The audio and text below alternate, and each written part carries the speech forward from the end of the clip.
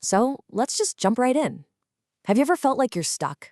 Like you're wading through a swamp of your own thoughts and you just can't find solid ground? Well, today we're going to unpack a super practical toolkit for getting out of that swamp, and it's all based on the Buddha's direct teachings. Think of this as an explainer on 7 really powerful methods for clearing out that mental clutter and ultimately ending the suffering it causes. Here's our roadmap. First, we're going to define the problem. What are we even up against? And introduce the one master key that unlocks the solution. Then we'll build a solid foundation with 2 core practices. After that, we'll see how to actually apply all this in our daily lives. And finally, move on to mastering our minds with the ultimate goal being, you guessed it, complete freedom. All right, let's start at the very beginning. Because, before you can find a way out, you really have to understand the swamp you're in. What exactly is this mental static, this internal noise we're all trying to escape? The source material for this whole explainer kicks off with this incredibly direct question. And notice the wording here. It's not asking if you want to feel a little bit better or just cope. It's asking if you want to be completely free. This sets the stage for everything we're about to cover. This is about total liberation. So this problem we're talking about, it has a name, no. Now, this is a Korean term that just perfectly captures it. It's all that mental junk, the defilements, the anxiety loops that just go round and round, those negative thoughts that stick to you like glue. It's pretty much the universal human experience of having a mind that sometimes feels like it's at war with itself. So, if no is the lock, what's the key? Well, it's this idea right here. Yoni so manasakaram. This is the master key that's going to unlock all 7 of the practices we're talking about today. It essentially means to wisely and thoroughly observe things, right from their source, from their very root. It's not about just surface-level thinking. It's about a deep, almost forensic investigation of your own mind. Okay, so with that master key in hand, let's unlock the first 2 foundational practices. Think of these as the absolute essential first steps on that path out of the swamp.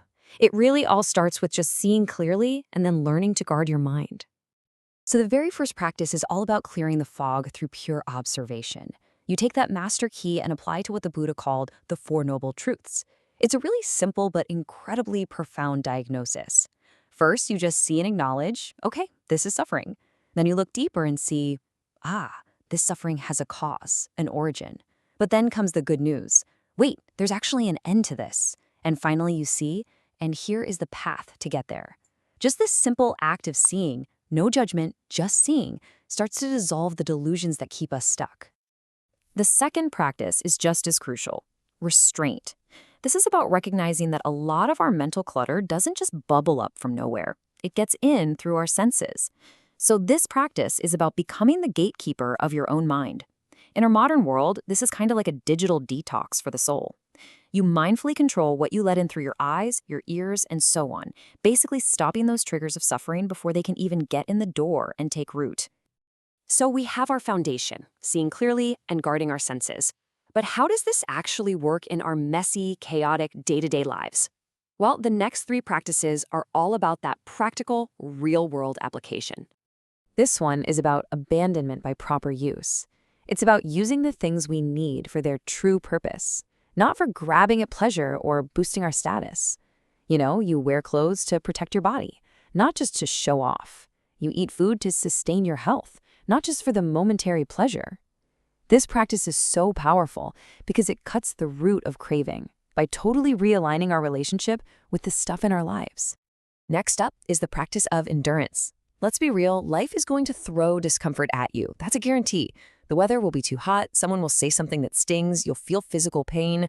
This practice is all about mindfully enduring those things without adding a second mental layer of suffering on top.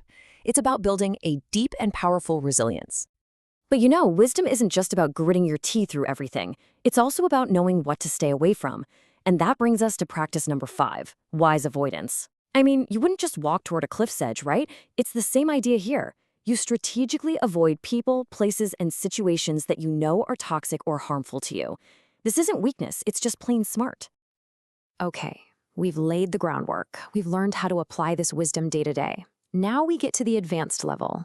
This is where we shift from just reacting to things to becoming the proactive master of our own inner world. Practice 6 is abandonment by removal. Think of it like being an active gardener of your mind. When a weed, a negative, unwholesome thought pops up, You don't just sit there and watch it grow. You don't tolerate it.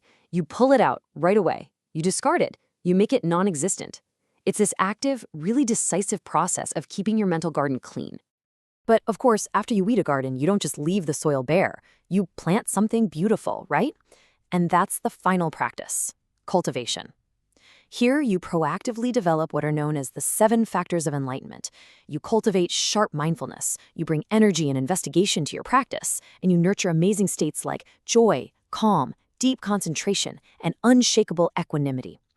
You're basically filling your mind so completely with these amazing qualities that there's just no room left for the weeds to grow back. So, after all that, where does this whole path lead? What happens when you really diligently apply this entire 7-part toolkit to your mind? Well, you reach the ultimate destination. The source text wraps it all up with this incredibly powerful statement.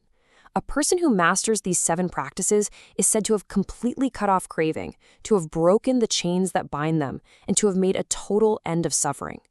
We're not just talking about coping better here. This is about achieving a state of profound and lasting freedom. And that brings us right back to the beginning. This entire system starts with that one master key, wise and thorough observation. So I'll leave you with this question to carry with you. Looking at your own mind, your own beyond know, what's the one specific defilement, that one piece of mental clutter that you're going to begin to truly, deeply observe starting today?